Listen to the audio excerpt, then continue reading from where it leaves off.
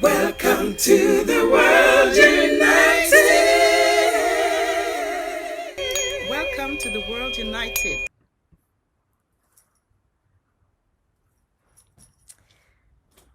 Excellent. You can unmute your video while I read your introduction. It is our pleasure to have you here. Joshua Maponga, our esteemed speaker from Zimbabwe, speaking on spirituality and technology, 7IR, leadership development facilitator, life coach, and speaker. Joshua Maponga has spent years in the corporate, religious, and social space, a time that has made him own the title, a creative powerhouse. There are those who think in the box, and there are those who think outside the box, and then those who break the box and think. He lives and breathes change. His dynamic thinking has surely broken social, religious, economic, national boundaries. He is the CEO of the Institute Farmers of Thought, whose core business is to build a consciousness and improve the quality of human experiences. He's a pragmatic African citizen with a global view, thinking globally and acting locally, as he says it. He plays a dozen musical instruments in addition to being a writer, speaker, life coach, and social entrepreneur. Indeed, he's a man of no limitations. He's a graduate of the Andrews University. And so, with all of our heart, we welcome you to speak with us today. Welcome. Thank you. Namaste. And Namaste. what an honor! What an honor to be here. I'm sorry about the misunderstanding yesterday. I missed up my times, and we had another recording at one of the local TV stations that took longer than I expected. My sincere apologies. No But problem. We have you here today. understanding understanding Mother Nature, there is no mistake in anything that happens. Time is immaterial. And as we say in Africa here, we have watches, but we don't have time. the event, the event is more important than the time. So when we get there, we come late, but when we are there, we won't stop until what we came to do has been completed.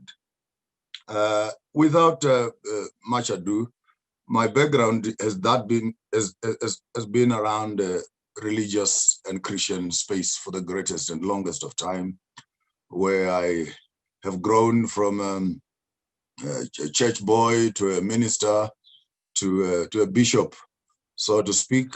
And right at the pinnacle of my journey, I started moving backwards, which I might think I started moving sideways, or I started moving inward rather.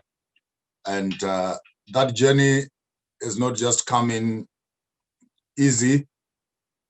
The cost of loss of employment and cutting away your supplies. But anyway, I'm not here to my experience. It is mine to grow from. Zimbabwe, DZI means established, rooted in the ground. I've come to also understand the linguistic training, both in indigenous knowledge and indigenous languages. Time to combine that with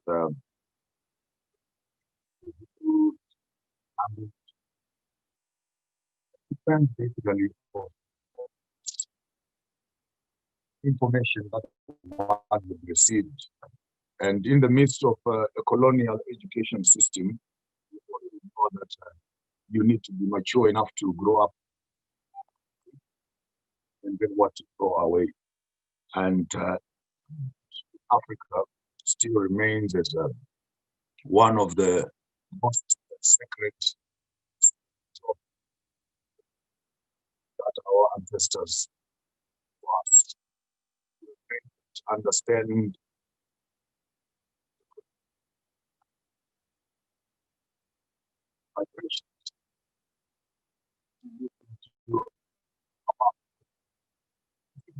will zoom into the African space so that,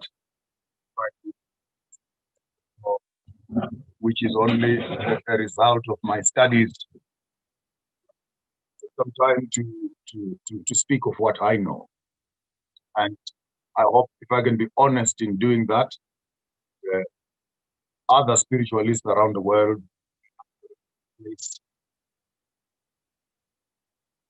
from over formal education, which we are trying to do right now. Because the fact that whatever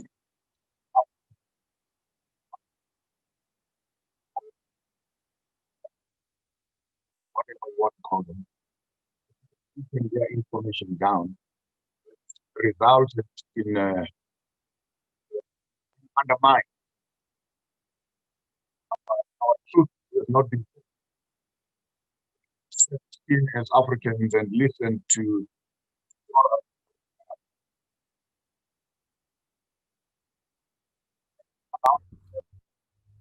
coming to our communities, observing us, and after observing us, write what we want to write.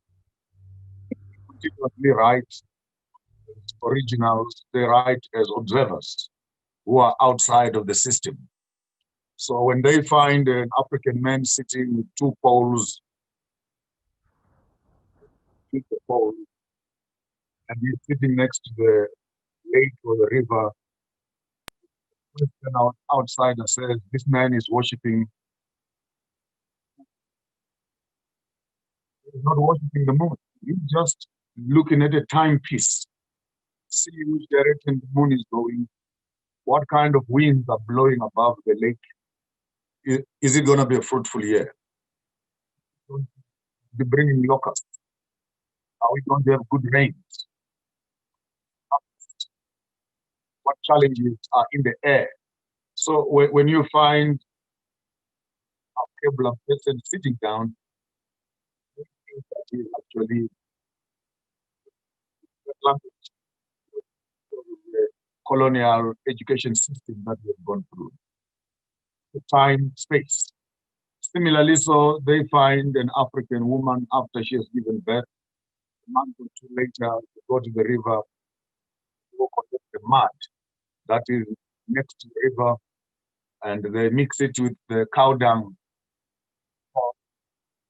the chicken, rot, and pick up some few herbs around the family yard. All these herbs together in a dish full of water. A small little young baby, and they soak them.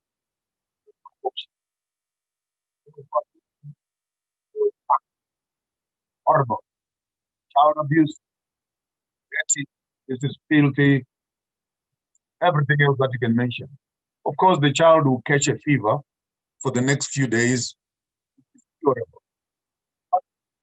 As indigenous people, longest time being the oldest on the planet, that the best way to fight any disease, reduce the body to the bacteria that are outside, so that its own immune system, which becomes the basis of all vaccinations. I said this, not want to say it, but I'll say it again. Is an organic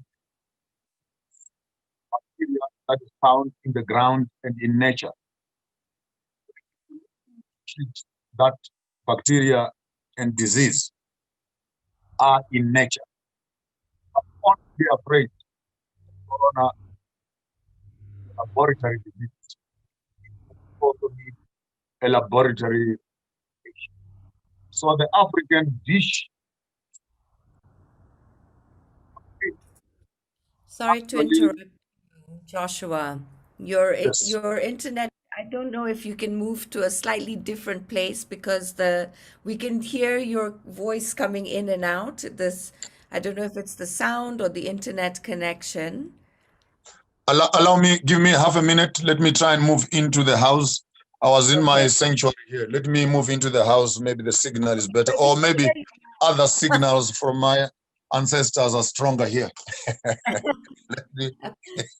Let me Okay. give me exactly half a minute. Let me move to a Yeah, better. because you have so much wisdom, and we keep hearing little bits of words coming in and out, and so we would love to be able to just try and Allow me catch all. allow me to move to a. Let me move into a building.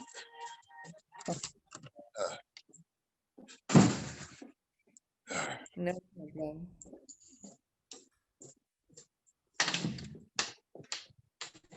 Is it?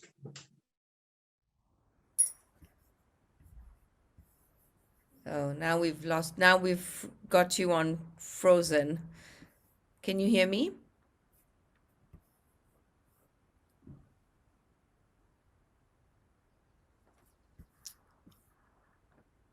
Okay, we have you back on video. Better here. Can you hear me? Yes, I can hear you. Okay, let's try this now. Thank you. So we find out as a applicant that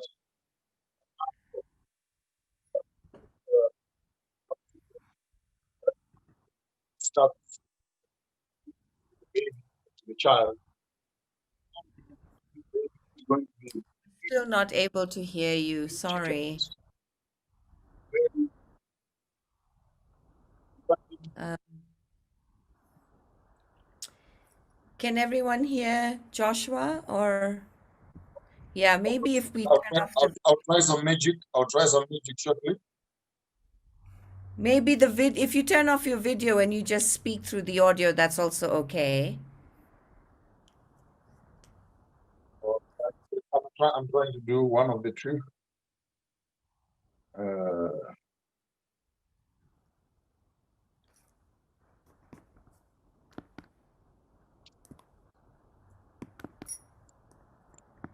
All right, I'm almost there.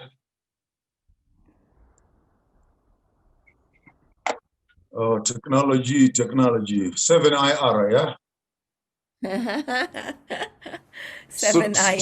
Sooner or later, I hope that.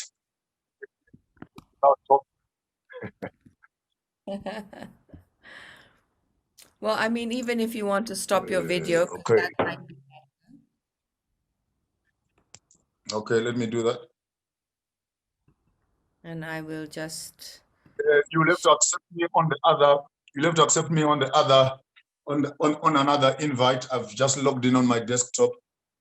Okay. This one.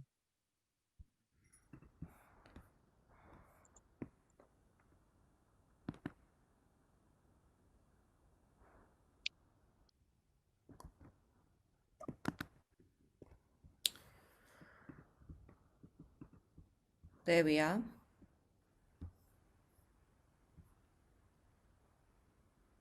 Okay. Good.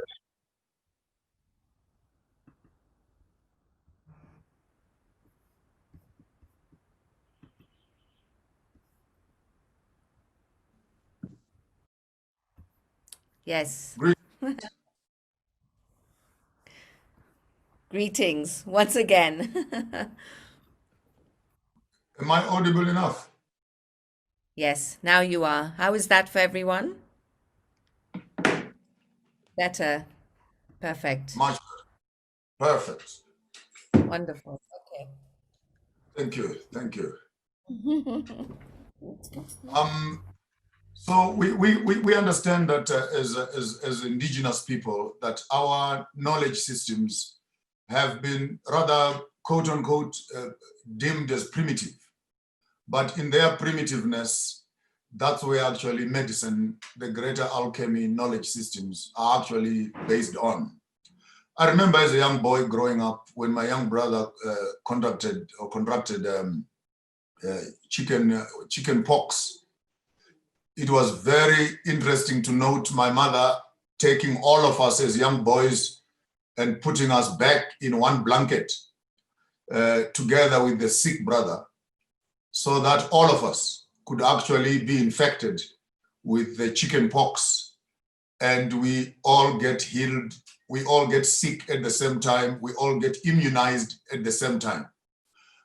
Being born in the late 60s, I remember I did not breastfeed only on one breast. My mother and her 2-3 other sisters and my uncle's wives who were home, whoever remained with the children at home is the one who was breastfeeding the children for the day. So I was breastfeeding on 2-3 other mothers as I was growing up. Only now, through science, do we actually learn that it's another way also of improving the immune systems of the children. I mean, human beings are some of the most, sorry for the language, most stupid species that will go out to drink the milk of cows and the milk of camels and goats, but they can't drink each other's milk. You know, it's amazing that you'd rather go to the shop and buy milk, including plastic milk, when human milk is actually what human beings are supposed to be eating and drinking together. A weird idea went into my mind the other day, hence they called me a social maverick, when I was thinking actually maybe we need to start harvesting human milk and sell it on the market or share it, because it is a far much healthier product to be talking about and putting in our systems and bodies than the plastic things and plastic milks that we are obsessed with using as part of our health. Having said that, I hold in my hand the mbira. I hope all of you can see that. It's an old traditional instrument that we use here in Africa, and I'll use it as my point of departure. Mbira is made out of metal. It's also made out of wood. And this instrument is far much older than the pianos and other, you can see it on my back there, the other saxophones and trumpets and other instruments that I have come to collect, and I play them also. And looking at mbira, it is made out of a few words: M, B, I, R, A, or R, mbira, M, B, I, R, A. And those few letters, for you to enjoy the language, you need to start learning also how to read backwards. How to read backwards. Then the R becomes the Aleph, becomes the R. There's the Venda tribes, when they greet, they say Enda. Then you say Ah. Ah, which almost sounds like a surprise, a grand surprise to something that is happening, and the miracle of the very creation itself, that we are all the great are. We are all the great surprise of life itself that we have become. And are becoming the beginner, the source of everything else that we have. In various nations, they can call it God, they can call it Mvelingangi, they can call it whatever they want to call him or call her. The sex is not important. It is just the knowledge to know that you are the miracle. You are the unexpressible, presence of divinity that lives in you. Then Ra. I'm glad my learned friend who has just finished talking to us has a knowledge, great knowledge about the greater Kemetic system.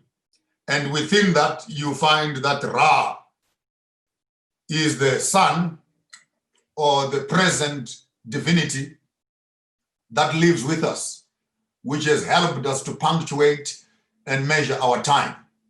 So Ah has given us Ra.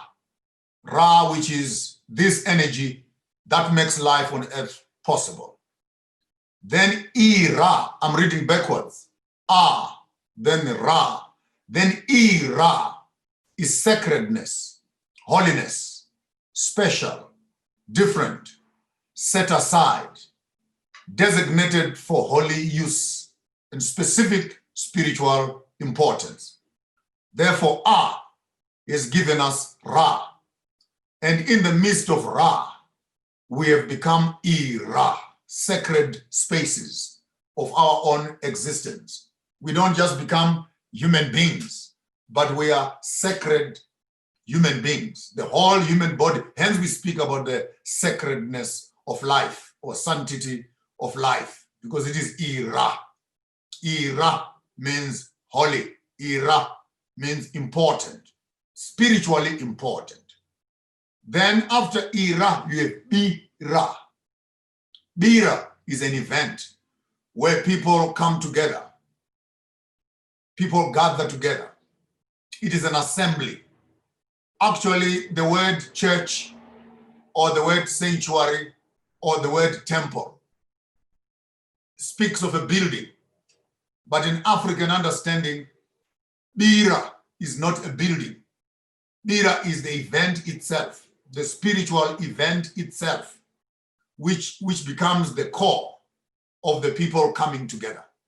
So a sanctuary without a Bira, without the happenings of spirituality within it, remains purely as a building. So Bira is the coming together of a community. And once a community comes together, that event becomes Ira, becomes a sacred event. And once it is Ira, we are celebrating Ra, who has been given to us by Ah. Finally, you have the word Mbira. Mbira is an instrument which we play during Bira. And once we are playing during Bira, that event becomes Ira. It becomes sacred as we celebrate Ra, who has come to us from Ah. Then me, I become Gwenyambira, which is the player, the one who takes his soul and body to the instrument. And once I'm holding the instrument and I'm playing the instrument, the Mbira, that event becomes a Bira. And in the midst of a Bira, we have Ira, sacredness, in the presence of Ra, who has come from Ah. And in the midst of that, again, you learn that on the Mbira, you have 7 notes that are on the left brain, the 7 notes that are on the left, on the top side, still on the left brain, the 7 notes that are on the right, for the right brain.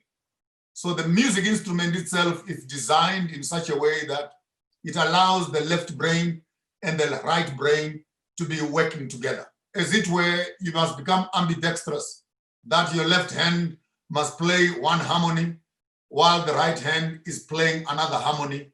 And all that comes together to create riffs, to create sounds, healing sounds. And these 7 sounds, some might want to call them the 7 spirits. Some might want to call them the 7 days of the week. Some might want to call them the 7 chakras. Some might want to call them the 7 lights on the trapezium of light. Whatever you want to call them. Someone might want even to call them the 7 heavens and etc. But this entire knowledge system is actually trapped in just a small little piece of furniture, which you might call music. Therefore, when you put all these various sounds together, I listened yesterday as one of our presenters was talking about the chants and how sound creates various vibrations. So you have the the hum, the ah, and various chants that people in the East would be coming together to have these chants, and each one of them is divided into a particular session. When you come to your mothers, who are the Africans and our Keblan, we don't have just one vibration.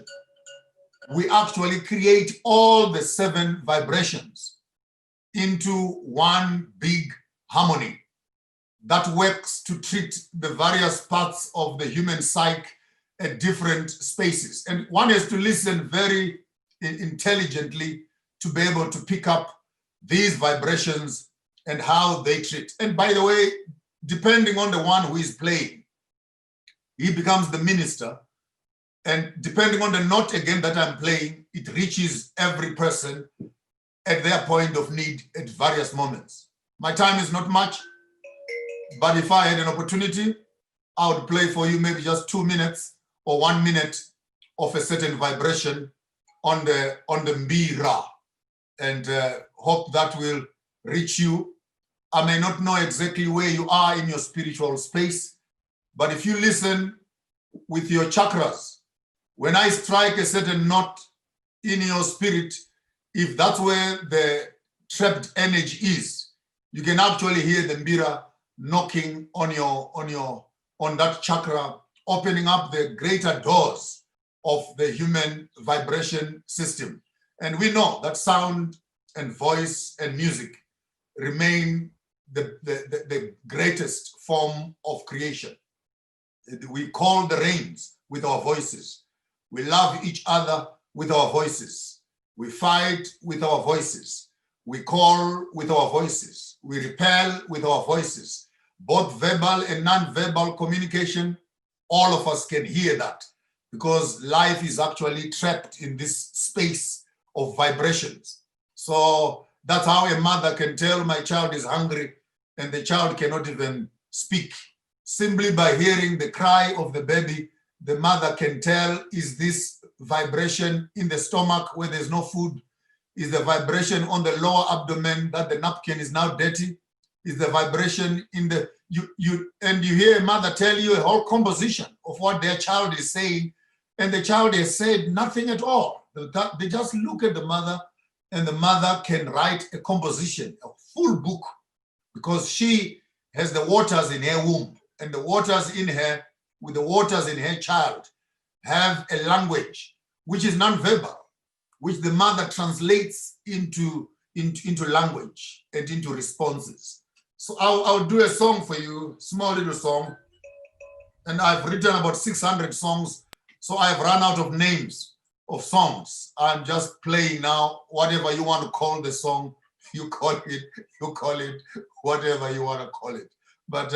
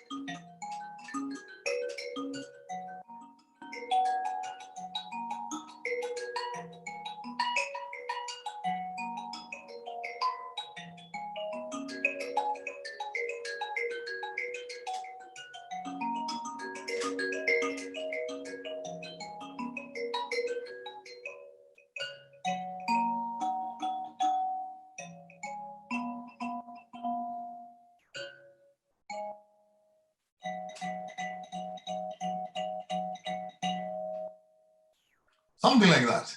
And at the end of the day, the African has to start learning, and as the world is also learning, that everything comes together. It comes together in alignment, and music stops being entertainment. Music starts being spiritual conversations. Music starts being the opening up of the human spirit to communications at various levels.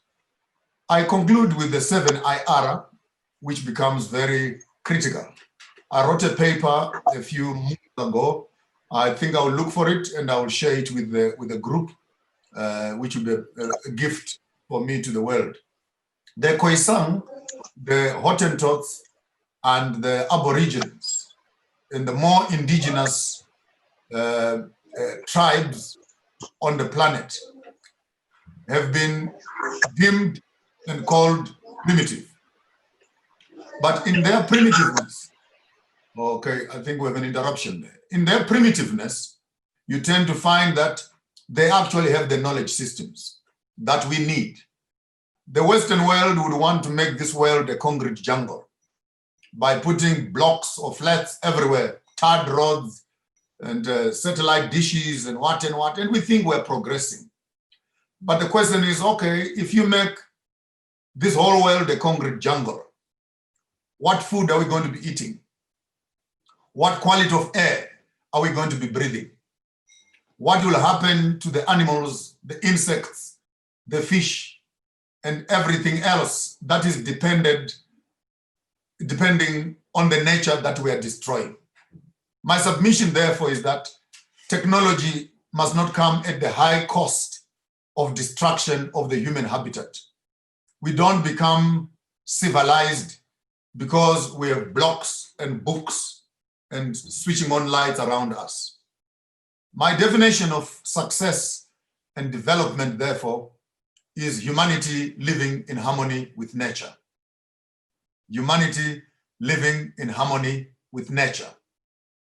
If the Khoisan in the Kalahari Desert decides that he does not want your education, he does not want your medicine, he does not want your school, he does not want your technology, he does not want your clothes, he does not want your buildings, he simply wants to live in his forest, digging his roots, talking to the moon in the night. Does the democratic system allow such people to be under self-determination? Because we are seeing critical information being pushed away in our own generation by this whole concept of civilization. The Khoisan is already living on 7IR because the Khoisan can read the sun, he can read the moon, he can read the wind, he can see on a plain ground that there is water underneath the ground, there's a bulb that will give him water to drink. You with your PhDs, you will die in the desert in a few minutes because you won't even know what to do with yourself, later on be eaten by lions and hyenas.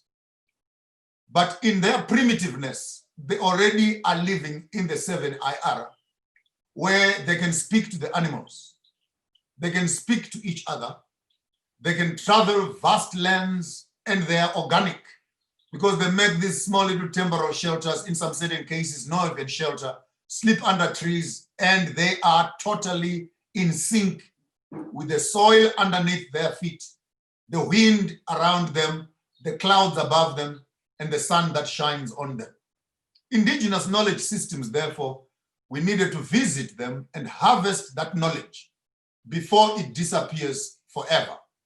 Because African knowledge systems, from small and simple things, allow me to change a little bit, small and simple things such as pieces of craft that you may be looking at right now, which I have put on my head. You can see the Egyptian pyramids standing right there. You can see the various colors and the chakras that are actually on my head there. You can see the dietary patterns. When do you eat the green foods? When do you eat the blue foods? When do you eat the red foods? And where do these foods feed on your various chakras in your own body? Those who are doing indigenous medicines, as you walk around the bushes, you find all these colors already shown in the bush. And from my head, you can actually design a diet system, a medicine system. You can actually create for yourself a health system. And what kind of foods must you be eating and when must you be eating those foods? Therefore, it's not just African art. It is actually science, construction. Our houses look like this. The three-legged pots and amaseko, where we put our food, are designed like this. I wrote a paper this morning entitled, "Put Your Circles Around Your Triangles," meaning protect the systems, the strongest systems that the human body and human psychology and ecology is founded on. Let the security of our governments and our politics constantly be protecting these simple, and you come to Africa and you just think you're buying a piece of art. I bought myself a hat. I bought myself a walking stick. I bought myself, these are not just things. They are technologies and sciences that have been planted in our art forms and in our crafts. And this knowledge, it's in this generation, we needed to start downloading that information. The knowledge systems of the West, the knowledge systems of the North, the knowledge systems of the East, the knowledge systems of the South, which is Africa. What was it like in the past? What is it like in the present? What will it be like in the future? And constantly you can begin to interact. Then you find African old men walking around the village, walking, holding their sticks. And to a person from outside, it is just a piece of stick. It is just a piece of art. It is just a piece of an instrument. But without wasting much of your time, there is a lot that we can actually learn by starting to download African indigenous knowledge systems, from governance to pharmacology, to education, to business, to culture, to entertainment, to art, even our African games. The mathematics that is included in there is far much bigger than all calculators put together. But we laugh at each other and we mock each other that you are primitive, you are uneducated, you are what? But please take my advice. Some of the most primitive people on the face of the earth are the most educated, because true technology and true science is that which preserves our own habitat. I thank you.